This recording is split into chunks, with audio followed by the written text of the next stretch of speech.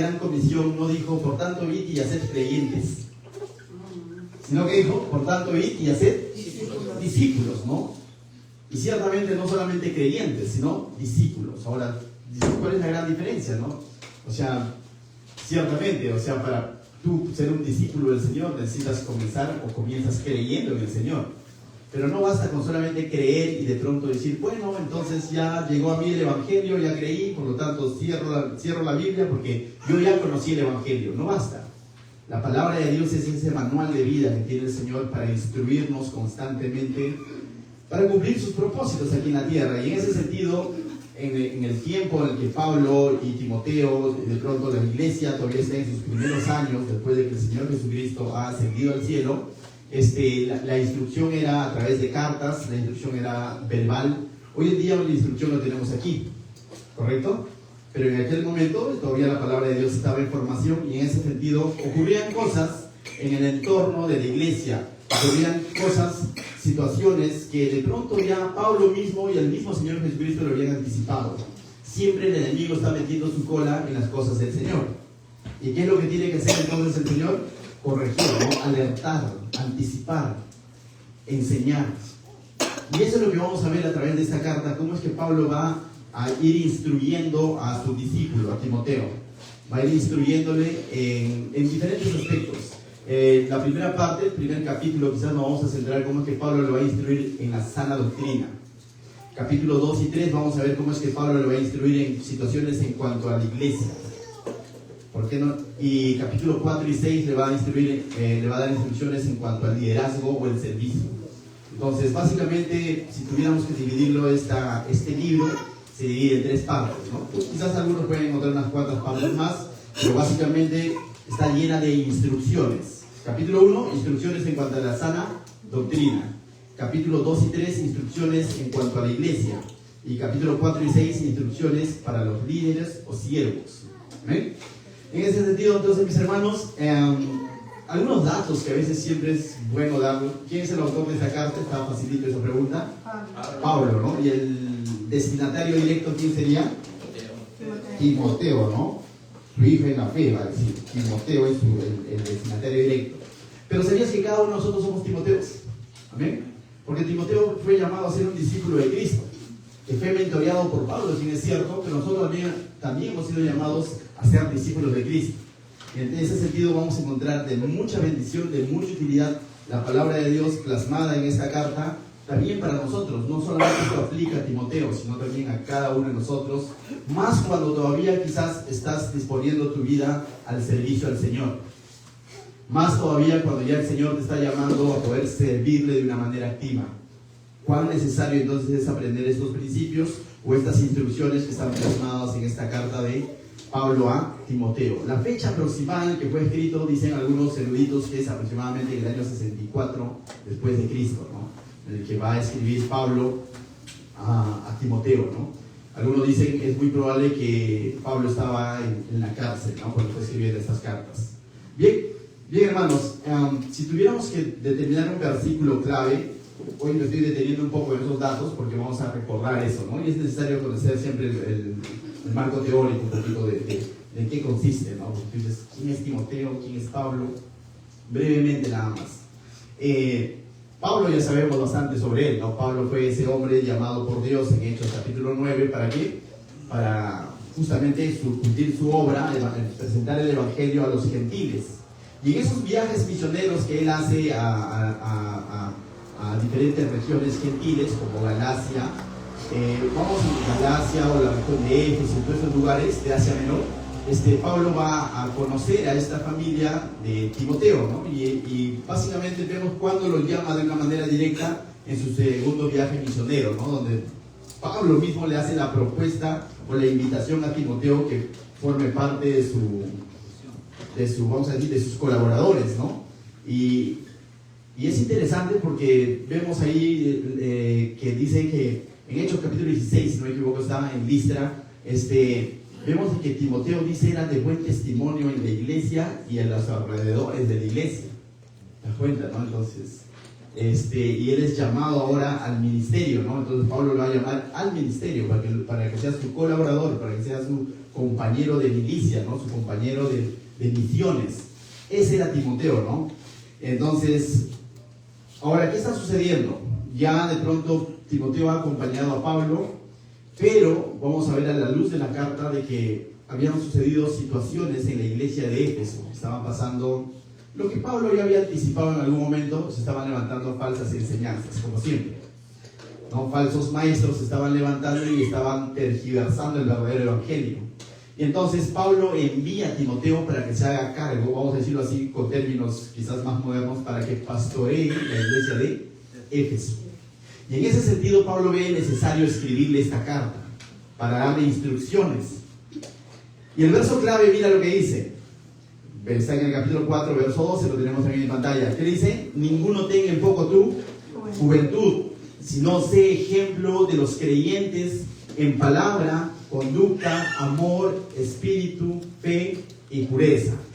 Entonces Pablo le hace una exhortación directa a ¿quién? A Timoteo, ¿no? El ejemplo tiene que comenzar por él, ya que está siendo llamado a pastorear esta iglesia de Éfeso, y le está diciendo: ninguno tenga en poco tu juventud. Y algunos dicen: Timoteo era muchacho y todo. Es cierto, probablemente era mucho más joven que Pablo, ¿sí? Pero no solamente era joven en edad, sino que él está iniciando un ministerio. Él está comenzando a pastorear una iglesia. Y en ese sentido, no sé si alguna vez tú has emprendido algo, o te han dejado como responsable de algo y eres nuevo en ese algo, y al principio como que hay cierto temor a ¿qué? A equivocarte, ¿no? Hay cierto temor a fallar, ¿no? Y los primeros que tenemos que estar seguros de esto somos nosotros, de decir: si es que me han colocado en este lugar, ¿es por qué? Es por algo. Porque acá no está diciendo, porque yo como Timoteo le diría: Pablo, eso dile a la iglesia que está teniendo en poco mi juventud. No, pero tiene que comenzar ¿por quién? Por mí, ¿no? Y le está diciendo que ninguno tenga en poco tu juventud, tus inicios, tus comienzos. Que ninguno lo tenga, pero en ese de ninguno tenga en poco la juventud de Timoteo, sus comienzos, sus inicios, también él tiene responsabilidad de ser, ¿qué dice? Ejemplo.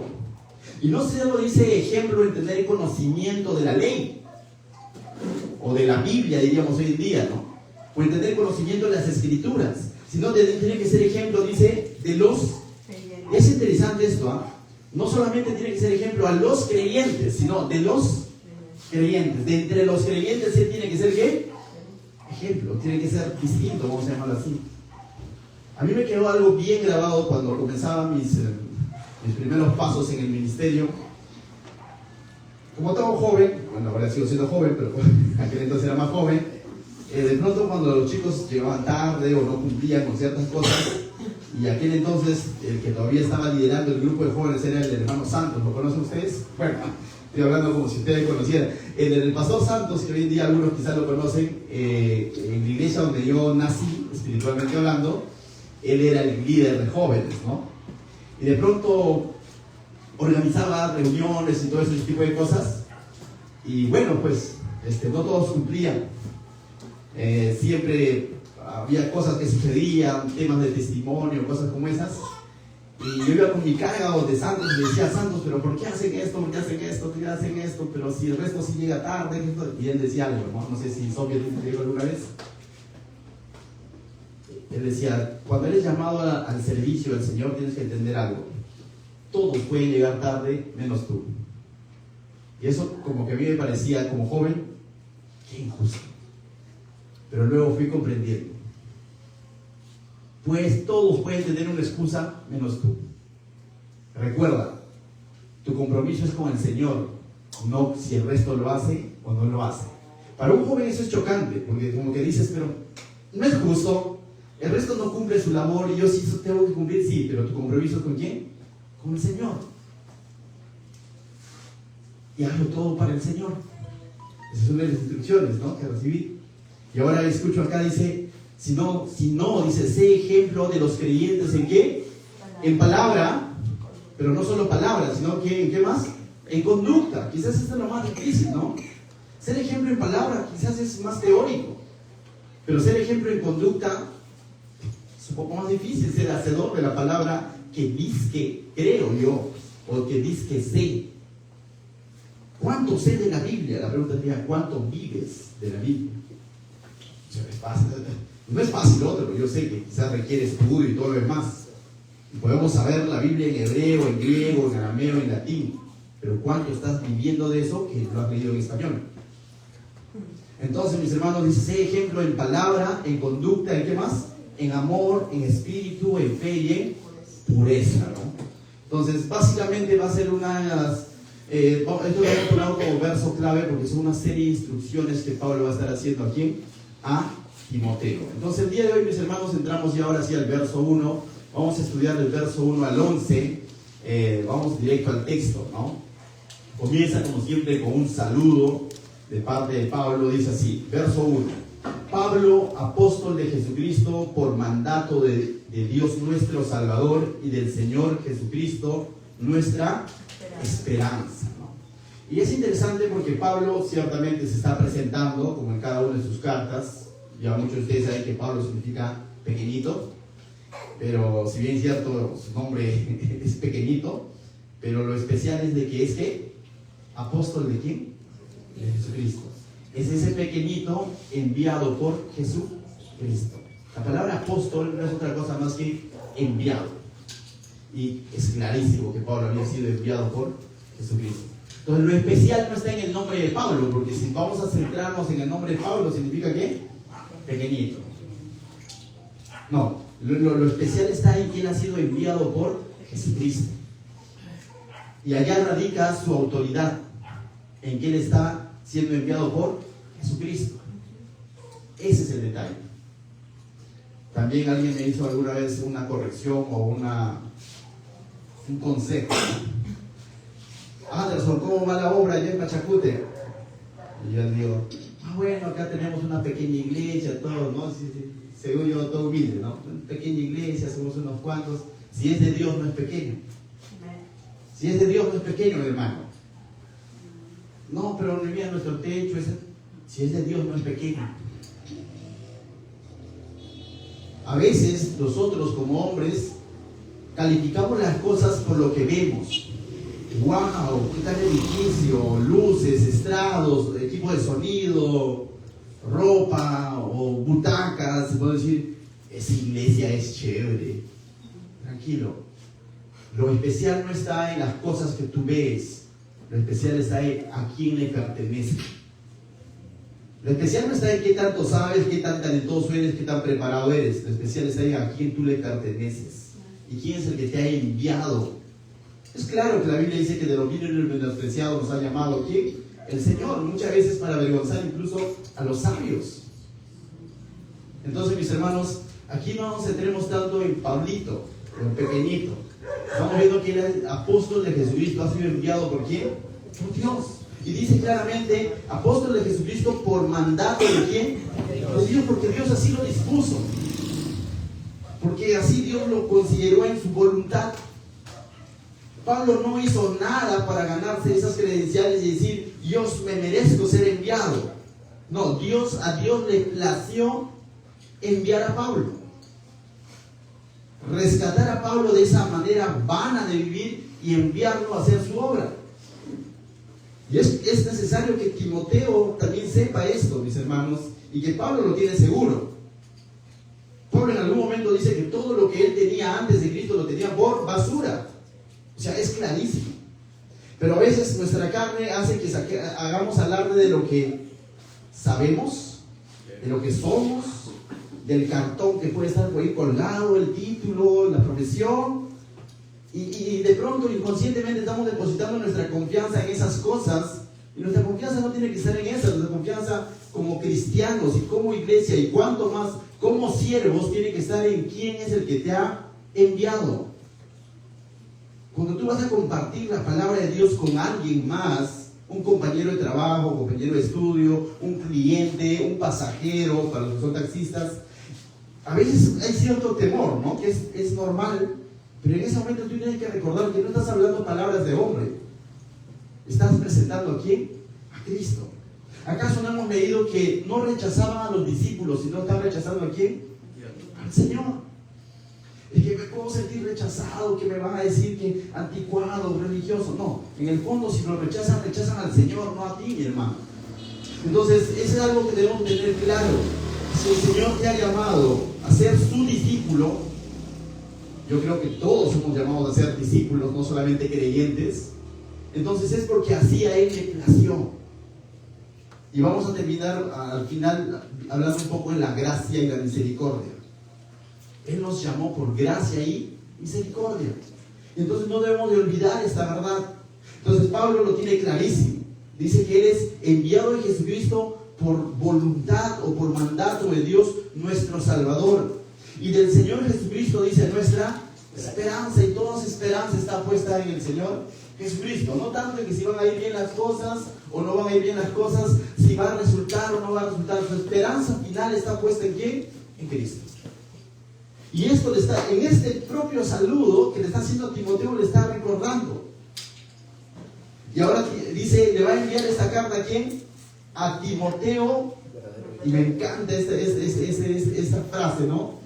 Verdadero hijo en la fe. ¿Sabías que Pablo de alguna manera era exigente? Sí, ¿no? Y eso lo vemos en el libro de Hechos, cuando de pronto Juan Marcos dice, voy o no voy, pero mira, es que todavía me ha salido un uñero, y de pronto como que no quería ir al viaje misionero. ¿Qué dice Pablo? Se quede. Es más, que no hay. Pero ahora Pablo está teniendo ¿cómo se llama? Esta consideración, ¿no? De parte de Timoteo, dice verdadero hijo en la fe. Y para que Pablo diga esto de Timoteo es porque en ese caminar de sus viajes misioneros realmente ha visto eso en Timoteo. Realmente ha visto que Timoteo, su conducta es tal como lo decía en Hechos capítulo 16.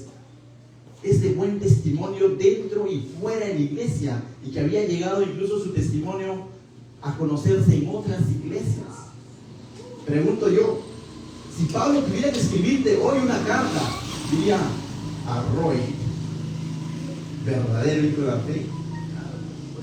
Amén, Roy, amén, ¿no? Pero también nos pone la responsabilidad, ¿no? Decir, ay, o sea, si Pablo tuviera que escribirnos una carta, diría eso, ¿no? Verdadero hijo en la fe. O el que va a pasar, pero como quemando, raspando. Esa es otra frase, ¿no? El que se ha salvado, pero así, raspando. El que va, yo me imagino, Pablo a Anderson, el que va de tumbo en tumbo. En la que Roche, ¿no? O a Sofía, el de doble ánimo. Anda. No, sí, o sea, pero dice verdadero hijo en la fe. Gracia, misericordia y ¿qué? Paz de Dios nuestro Padre y de Jesucristo nuestro Señor. Y es un saludo clásico en las cartas paulinas, ¿cierto? Pero si eres observador te das cuenta que le agregó una palabra. Normalmente hacía uso de la palabra gracia y paz. Cada vez que Pablo escribía a sus cartas a las iglesias, siempre dice gracia y paz de nuestro Señor Jesucristo, recordándoles que la gracia y la paz vienen del Señor, que ellos han sido llamados por gracia y que la paz de Dios está en ellos en Cristo, y que en Cristo ahora tienen paz con Dios. Pero aquí a Timoteo le agrega una palabra, ¿no? ¿Qué le dice? Gracia, paz y misericordia, no, gracia, misericordia y paz de nuestro Señor, de Dios nuestro Padre y de Cristo nuestro Señor, ¿no? Entonces, mis hermanos, un verdadero discípulo como Timoteo, un verdadero hijo en la fe, tiene que recordar siempre que es lo que es gracias a la misericordia de Dios. Ciertamente el Señor puede usarte de muchas maneras y puede ser de mucha utilidad en sus manos. Y que de pronto, como en el caso de Pablo, quizás van a venir y van a querer adorar. ¿Se acuerdan en Listra? Que Pablo dice, y Bernabé, si no me equivoco, estaban y las personas sanaban y vinieron y decir, ese tío Júpiter, Zeus, y quisieron adorarle. Y ellos dijeron, aguanta. Nosotros somos mortales como ustedes. El que ha hecho el milagro es Jesucristo. Pero en esencia, mi hermano, cuando el Señor te use, no podemos hablar de ministerio grande, pequeño, porque si es del Señor, es del Señor. Pero cuando el Señor te use, recuerda siempre esto: es gracias a su misericordia, porque no merecías ni siquiera ser ese instrumento. Cuando de pronto se quiere inflar el pecho y decir: ah, mira cómo Dios me usa, porque con mi consejo cambió su vida. Ahí es donde tú tienes que recordar que no es por ti, que Dios en su misericordia, en su gracia y misericordia, está usando. Cuán necesario es que hoy en día cada siervo tenga claro eso, ¿no? Y esas son nuestras oraciones como Iglesia Jesús Salvador, que cada uno de los siervos en esta iglesia, cada uno de los líderes, ancianos, pastores, diáconos, como tú quieras llamarle, recuerden siempre que es gracias a la gracia y a la misericordia de Dios que están siendo usados. No es porque hay algo especial, talentoso en ellos, sino es porque gracias a la gracia y misericordia de Dios. Y Timoteo tiene que tener claro esto. Pablo lo tiene claro. Pablo sabía de que por ser perseguidor de la iglesia lo que él esperaba era muerte. Pero no, el Señor le ha dado una nueva oportunidad. Y tú sabes que por tu pasado, por tu vieja vida, lo que te esperaba era muerte. Pero no ha sido así. Ahora estás sentado aquí y quizás incluso estás sirviendo al Señor, y eso es gracias a su gracia y a su misericordia. Amén. Entonces es algo que tenemos que tenerlo claro, mis hermanos. Quizás ya es repetitivo, quizás dices: yo ya me lo sé, sí, pero si solamente está acá y no ha bajado acá, hay un problema, porque luego se va a notar. Veníamos el día jueves a de pronto Saúl siendo encomendado en una labor de ir y eliminar a todos los del pueblo de Acán, ¿no? De pronto ir y eliminar todo, matar todo, todos los animales, todo, ¿correcto? Pero él en su razonamiento piensa ser más bueno que Dios, perdona al rey. Y no solamente, después guarda los bueyes, las vacas, los becerros más gordos, los guarda y dice no, y quiere espiritualizar el asunto y dice: hay que presentárselo esto al Señor. Y cuando viene Samuel y le dice: Saúl, ¿qué has hecho? Acá, a la orden, todo lo hice bien. Y detrás de él va y le dice: ¿qué es eso que está detrás de ti? ¿No te dijo Dios que elimines todo? Y a veces hablamos y decimos: sí, hermanos, tenemos que ser humildes, tenemos que ser misericordiosos, pero nuestras actitudes pueden decir todo lo contrario. Van a ser como ese ganado que está detrás de nosotros. ¿Qué le ha dicho? Que sea ejemplo en palabra y en conducta. Entonces, mis hermanos, si tú realmente estás entendiendo que has sido llamado a ser un discípulo del Señor, ser discípulo no solamente consiste en conocer de la palabra de Dios, sino en vivir la palabra de Dios. Y si hoy estamos hablando de gracia, de misericordia, de humildad, necesitamos día a día doblegar nuestro corazón egocéntrico, rendirle al Señor y decir: seas tú reinando en mi corazón y no yo mismo. Amén. Entonces, continuamos. Solo hemos estudiado el saludo, perdón. Seguimos, verso 3. Y aquí vemos otro ejemplo de humildad de parte de Pablo. Dice: como te rogué que te quedases en Pablo, ¿cómo le vas a rogar a Timoteo?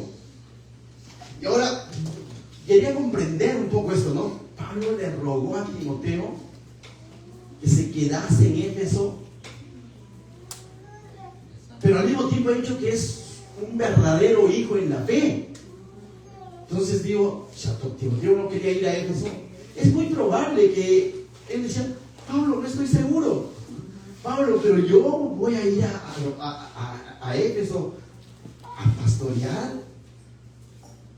Por eso que de hecho ninguno tenga en poco tú. No era un tema de rebeldía, era un tema probablemente de temor. Amén. Era probablemente un tema como todos en algún momento, ¿no? Y aquí he visto mucho cuando digo: vas a cantar solo, o nos vas a apoyar en tal área, pastor, y si no sale bien, es un temor natural. Y en ese sentido viene: si lo puedes hacer, como rogando, ¿no? Hasta cierto punto, ¿no? Como rogando. Y vemos a un Pablo que no se está haciendo problemas en rogar a quién, a Timoteo. Y ahí hemos visto la autoridad de Pablo, pero también estamos viendo la humildad de Pablo. Y dice, como te rogué que te quedases, ¿dónde? En Éfeso, cuando fui a Macedonia. Es decir, Pablo continuó su viaje a Macedonia, mientras que a Timoteo le dijo que se quede, ¿dónde? En Éfeso. Se fueron todos. Ahora tú te haces cargo. ¿Te imaginas? Constantemente vamos a la iglesia en Santa Rosa. Vamos, un equipo de siervos, gracias a Dios, siempre hay un grupo de siervos que domingo a domingo están acompañando. Pero imagínate que un día te llega la llamada y dice, hermano Roy, si este domingo puede ir usted solo, por favor, que todos los demás vamos a estar en otro asunto. Imagínate, va a haber un cierto temor natural, no de rebeldía. Pero ahí es donde viene y dice, ninguno tenga en poco tu juventud. Comienzos. Amén. Entonces dice, como te rogué que te quedases en Éfeso cuando fui a ¿dónde? A Macedonia, para que mandases a algunos que no enseñen diferentes. Encima de dejarlo solo en Éfeso, lo está dejando con un problema. ¿Cuál era el problema? Que en ese lugar se estaba comenzando a enseñar una doctrina diferente, una doctrina adulterada, un falso evangelio. No algo abiertamente en contra de Cristo, pero algo que estaba de pronto distorsionando el verdadero evangelio. Entonces, Timoteo se va a quedar ahora en Éfeso, pero incluso con un problema encima. Y el problema es de que se estaba enseñando una doctrina diferente. Ahora, ¿esto de pronto los cogió por sorpresa? No. Esto el Señor Jesucristo lo había anticipado. Mismo Pablo lo anticipa en Hechos capítulo 20, cuando dice que de entre ustedes mismos, cuando llama a los ancianos de Éfeso, ¿se acuerdan de ese pasaje en Hechos capítulo 20? Llama a los ancianos de Éfeso para que se encuentren cerca de Éfeso, si no me equivoco, en Troas. Los llama y les da toda una serie de instrucciones, se despide y lloran y todo lo demás.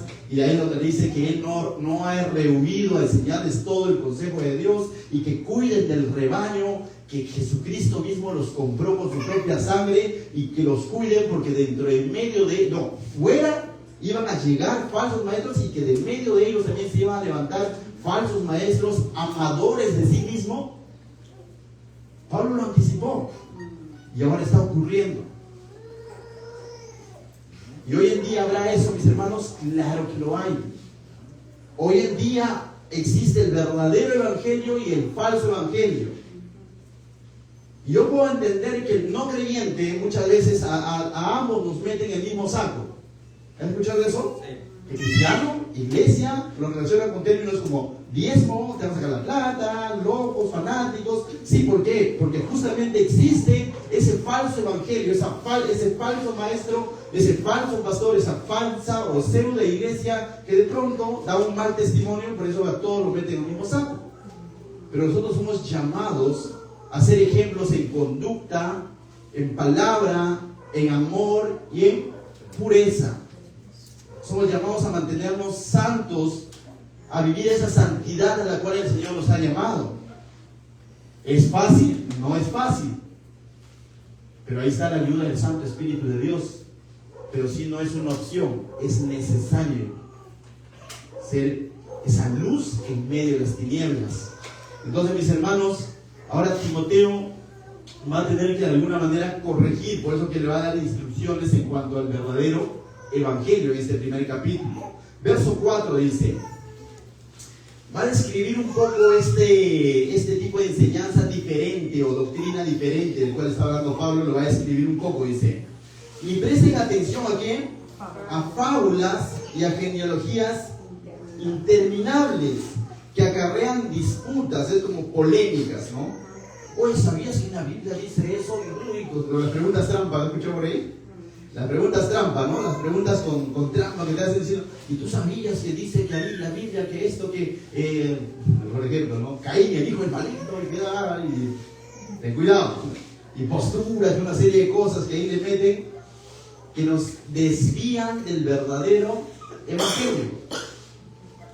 Y a veces nos ocupamos de tratar de resolver esas cosas y nos olvidamos de la predicación del verdadero evangelio. Y tengamos cuidado con eso. Pues dice, ni presten atención a fábulas, a genealogías interminables que acarrean disputas, más bien que edificación de Dios que es por fe. Nos desvían de la verdadera edificación de Dios, de lo que Dios quiere hacer con su iglesia. ¿Qué más dice? Así, dice, te encargo ahora. Entonces lo está encomendando, ¿no? A que pueda de alguna manera tratar con esa situación. Y vuelvo a repetir, vamos a darnos cuenta que no necesariamente abiertamente estos falsos decían, no creían en Cristo, no decían eso, sino lo que estaban haciendo era tergiversar el verdadero evangelio. Y es así como hoy en día se mueven diversas sectas. No dicen no creemos en Cristo. Es más, en su eslogan, en su logo dice Iglesia de Jesucristo de los Santos de los Últimos Días. No dice somos la iglesia del anticristo, ¿no es cierto? Porque nadie diría. Dice Iglesia de Jesucristo de los Santos de los Últimos Días. Pero de pronto escarbas un poco de enseñanza, te van a enseñar un libro llamado el libro del Mormón. ¿Y de dónde salió eso? Que el ángel morón y se le apareció y todo el asunto. Pero se hacen llamar cristianos. Entonces, esta falsa enseñanza no necesariamente te viene y te dice no creas en Cristo, sino tergiversa la verdadera palabra de Dios. Y en ese sentido es que Pablo va a llamar a Timoteo más adelante a que se afirme en lo que ya ha aprendido. Tal como lo hacía con los tesalonicenses, ¿no? Afírmense en lo que ya han aprendido. Hoy en día nos diría, afírmense en lo que está escrito. Aquí hay seguridad. Si alguien viene con un evangelio diferente, dicen en el libro de Gálatas, es anatema. Así venga un ángel. Así venga un pata bien vestido, con terno blanco, y de pronto quizás levita frente a ti y te dice, mira, yo tengo una nueva revelación. Eso es anatema, es de maldición. Pero aquí dice, está la profecía más segura. Aquí. Amén. Entonces, continúa Pablo, dice, de las cuales cosas, dice, desviándose, ¿cuántos? Algunos. Se apartaron a la vana, a la hablería. Perdón, me adelanté al verso 6, ¿no? Vuelvo al 5. Pues el propósito de este mandamiento, o sea, de lo que Pablo había enseñado, ya, podríamos entenderlo también de este evangelio, de esa doctrina que Pablo había enseñado, dice, es que el amor nacido de, y vamos a analizar acá tres cosas, el propósito de lo que Dios ha hecho llegar a través de Pablo, de la enseñanza que Pablo iba de lugar en lugar predicando, o del evangelio que Pablo venía presentando, el evangelio de Jesucristo, dice, es el amor nacido de, punto número 1, corazón limpio. No un corazón maquillado. No es un corazón 2.0. No, es un nuevo corazón. De modo que si alguno está en Cristo, nueva criatura es. Las cosas viejas pasaron. No le pongas parche a tu vida y fingir de que eres cristiano. Necesitas nacer de nuevo. Si realmente el evangelio ha llegado a tu vida, eso genera en ti un nuevo nacimiento, no una nueva versión. No, yo soy una nueva versión de mi pasado, pero yo ya tengo algunas cositas. Ten cuidado con eso. Que son cositas que aún no lo he dejado. ¿Qué? La Biblia dice que revestidos del nuevo hombre y despojados del viejo hombre. ¿Acaso la Biblia no dice que somos nuevas criaturas en Cristo Jesús? ¿Acaso Jesús no le dijo a Nicodemo, es necesario nacer de nuevo? Entonces, mis hermanos, como cristianos somos, no, es que yo antes era, tú eres un ex, ahora eres un cristiano. Era ex borracho, ex adúltero, ex gentil, ex judío incluso. Necesitaba ser un ex judío si realmente quieres ser un verdadero cristiano. Y vamos a hablar un poquito de la ley, porque justamente por ahí iban los judíos también. Como que de pronto decían, sí, Jesús también, pero es necesario cumplir esto, como de pronto habían hablado en Galacia, ¿no? Entonces dice, pues el propósito de este mandamiento es el amor nacido de corazón limpio, ¿no? ¿Qué más? Y de buena conciencia. Mis hermanos, solamente hay alguien que puede limpiar incluso nuestra conciencia, ¿sabías? El libro de Hebreos, capítulo 9, verso 14, dice, cuánto más la sangre de Cristo, el cual mediante el Espíritu Eterno se ofreció a sí mismo sin mancha a Dios, dice, sin mancha a Dios se ofreció Jesús en la cruz. Dice, limpiará que vuestras conciencias de obras muertas, para que sirváis al Dios vivo, o al Dios verdadero. Entonces, mis hermanos,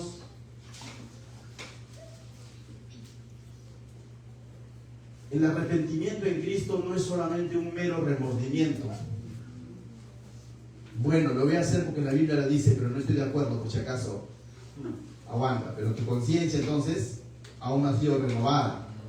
Porque lo estás haciendo, pero que bueno, ya, porque el pastor lo dice y ahí dice la Biblia, pues sí, pues, pero bueno. Pero tú sabes, pero tú dices, no, lo voy a hacer, ¿qué voy a hacer? Por agradar a alguien más, ¿no? Dices, bueno, para no tener broncas con mi esposa, lo haré, pues. No había la conciencia aún no ha sido renovada. ¿Qué es el verdadero arrepentimiento del cual Dios manda? El remordimiento es lo siguiente, lo que en algún momento hacía el pueblo judío. Señor, te hemos fallado, ahí están mis sacrificios. Y después al día siguiente se iba a los lugares altos, presentaba sacrificios también a los dioses paganos. Entonces tenía una doble vida. Por si acaso. Por si acaso. Jugaba, como dice, con ambos. Pero el verdadero arrepentimiento, cuando el Señor los llamaba, dice, vuélvase de sus pecados. Abandone sus pecados, abandone los lugares altos de idolatría y vénganse a Jehová. De ahí viene que el verdadero arrepentimiento no solamente es un remordimiento, que hoy día me duele y mañana lo sigo haciendo. El verdadero arrepentimiento, cuando cambia el Evangelio, cambia nuestra conciencia, dices, esto está mal y me estaba dañando, esto no agrada a Dios, por tanto, no más. Y ahora caminas en sentido contrario a donde tú estabas caminando. Ahora caminas hacia Cristo. ¿Puedes tropezar? Claro. A eso lo llamamos caer en pecado, pero más no ya la práctica del pecado. Pero si es que nuestra conciencia no ha sido renovada, mis hermanos, es porque de pronto no le hemos permitido entonces realmente que el Espíritu Santo haga su obra. Y quizás solamente estamos haciéndolo por compromiso. Pero el verdadero Evangelio te da un nuevo corazón. El verdadero Evangelio renueva, dicen, vuestras conciencias, tal como dice el libro de Hebreos. ¿Y qué más dice? Y de fe no fingida. ¿Que hay fe fingida? Claro, cuando Jesús dice estaba haciendo sus primeros milagros, la Biblia en el Evangelio de Juan dice, muchos creían en él. Pero dice que él no se fiaba de ellos, porque pesaba sus corazones. Si tú sales y haces una encuesta, ¿cuántos creen en Dios? Bueno, no todos, vamos a ser sinceros, el 95% de los peruanos. Pero el peruano es bien creyente. En Dios y en alguien más. ¿No? O sea, pero si el Señor Jesús tuviera que evaluarlos, ¿tú crees que llegaríamos a ese 95%? ¿Y qué hay si el Señor Jesús estuviera acá? Hermanos, ¿cuántos creen en el Señor? Todos levantamos la mano. Amén. La pregunta es, ¿llegaremos al 100%? Ups. Ten cuidado. No te metas a autogol, no te autoengañes. Existe la fe fingida, a lo que algunos le llaman la fe intelectual, que solamente sale de acá. Bueno, dicen que tenemos que creer en algo, ¿no? Si ellos creen en su estatua, ellos creen en tal. Yo sí creo. Soy cristiano cultural. ¿Escucharon ese nuevo término? Somos cristianos culturales. No se está refiriendo a esa fe. Santiago dice que la fe sin obras es muerta. Si no hay un cambio de vida, si no hay un cambio de corazón, una renovación de conciencia, mis hermanos, es muy probable que aún no nos hemos dado ese encontronazo con el verdadero Evangelio. Porque el verdadero Evangelio transforma, te da un nuevo corazón, te renueva tu conciencia y hace que haya una fe genuina, una fe salvífica, una fe transformadora en tu vida. ¿Amén? Continuamos. Verso 6 así. De los cuales, de este propósito inicial del verdadero Evangelio, dice, algunos se habían ¿qué? Desviado. De los cuales cosas, desviándose algunos, se apartaron a la vana palabrería. ¿Qué es lo que había sucedido? se dejaron entusiasmar por estas fábulas del cual he hablado anteriormente, ¿no? Por esas cositas que traían cierta polémica, y por ahí porque alguien descubrió una palabra en hebreo, y por ahí ya se dejaron desviar. Vana lo llaman, vana significa hueca.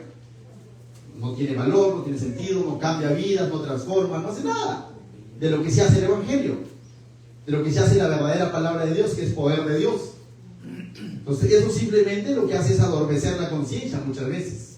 Hoy en día lo llamamos palabras motivadoras.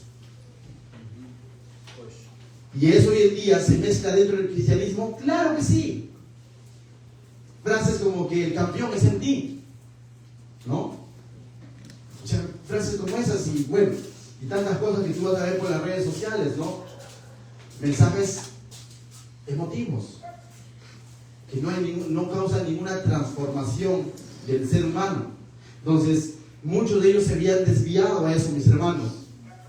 Verso 7, ¿no? Dice, verso 7.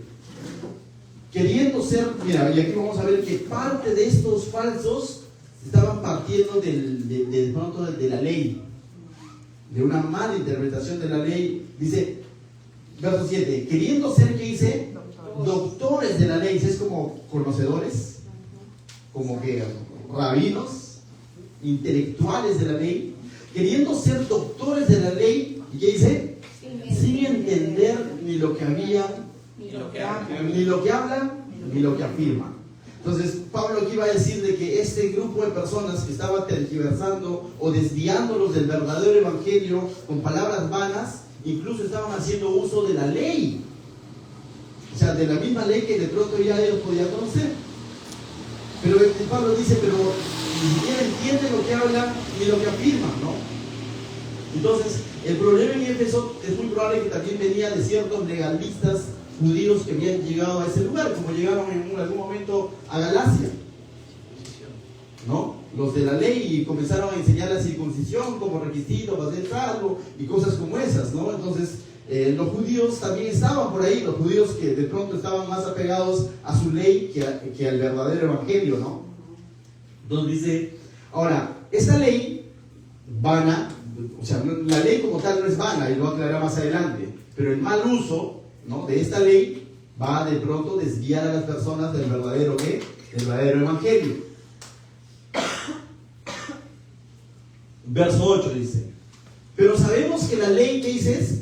Es buena, o sea, la ley no es mala. O sea, lo malo no estaba en la ley en sí, lo malo está en que quienes estaban haciendo el mal uso de la ley. Ese es el detalle. Pero sabemos que la ley es buena si uno la usa legítimamente. Gracias a Dios que nos ha permitido, o nos permite hasta ahora, poder seguir aprendiendo el Antiguo Testamento, ¿no? El Antiguo Testamento, donde hemos visto todos los libros, los 5 primeros libros de la Biblia, y ahora ya estamos avanzando, estamos en 1 de Samuel. Pero ahí hemos visto que, y algunos van a recordar quizás, ¿no? A veces uno piensa que todo esto, el Antiguo Testamento, está aislado de lo que es Jesucristo.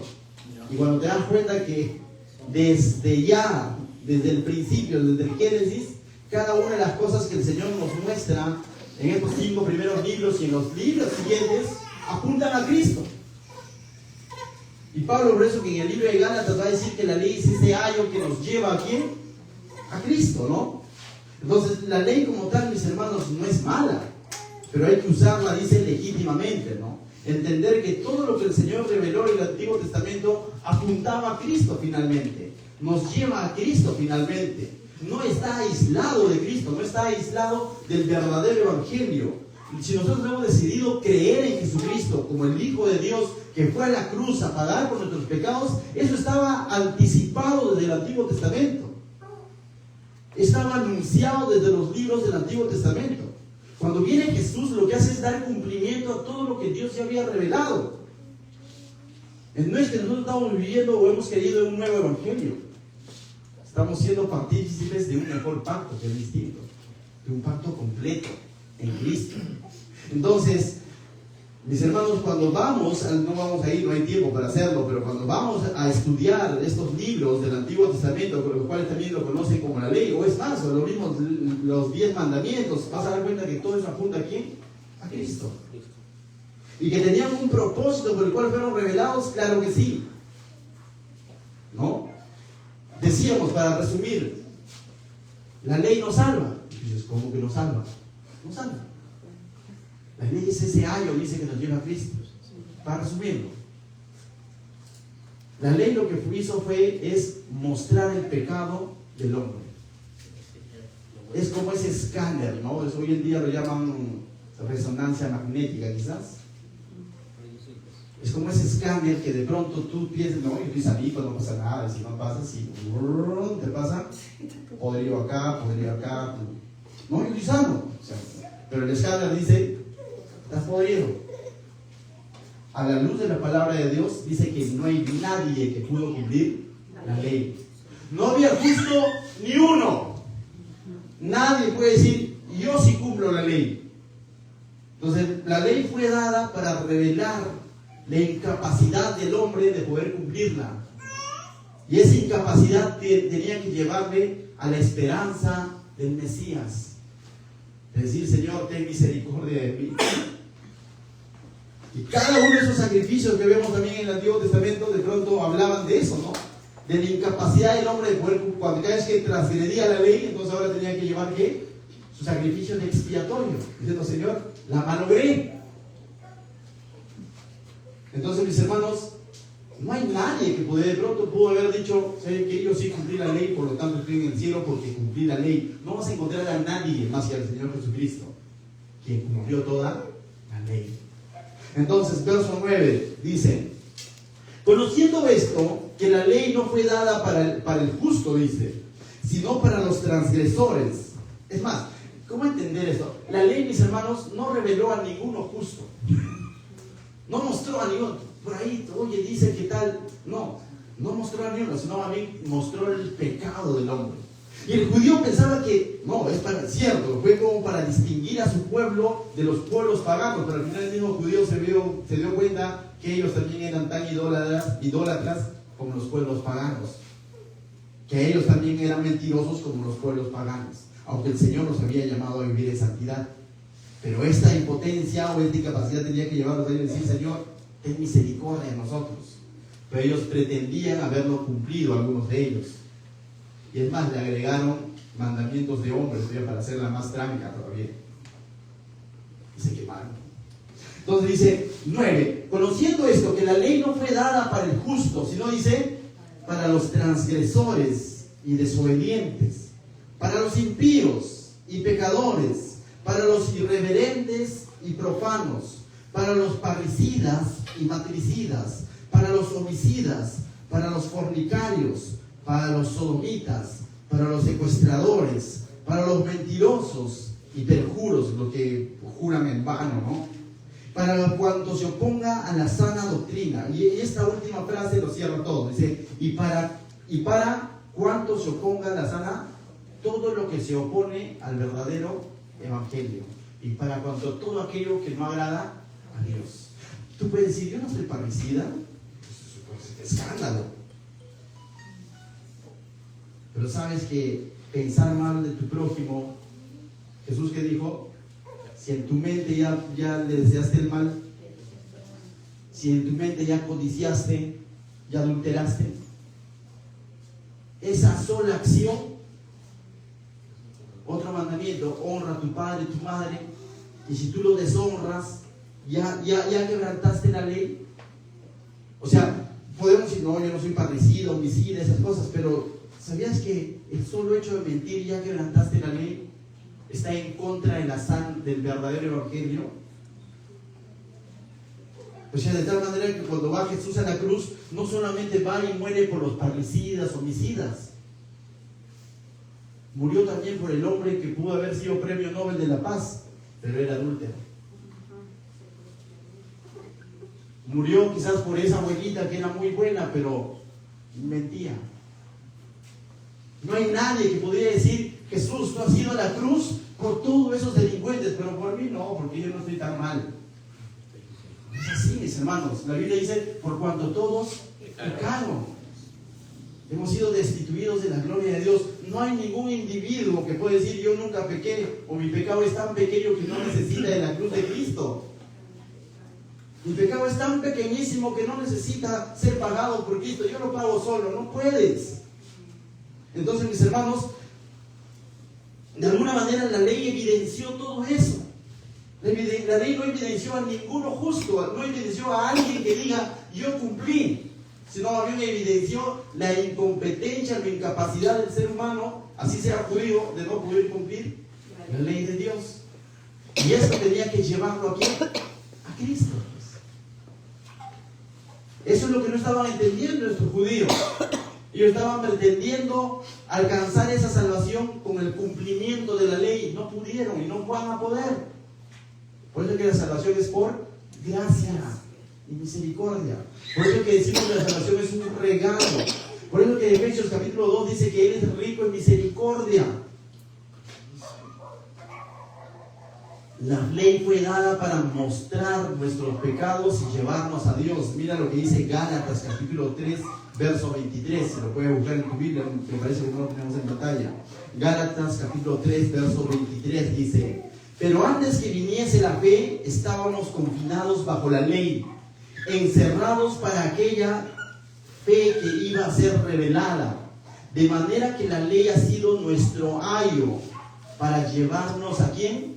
A Cristo, a fin de que fuésemos justificados por la fe. Mis hermanos, nadie es justificado por el cumplimiento de la ley porque no puede. Entonces dice, para el fin de que seamos justificados por la fe. Pero venida la fe, ya no estamos bajo el ayo, ya no estamos bajo la ley, porque en Cristo ya lo cumplió todo. Romanos 5, verso 20 dice: pero la ley se introdujo para que el pecado abundase. ¿Te acuerdas del escáner? Estoy sano. Pasa la resonancia y hasta los hongos salen. Oye, ¿no que estaba sano? En ese sentido, la ley no crea pecado, evidencia el pecado.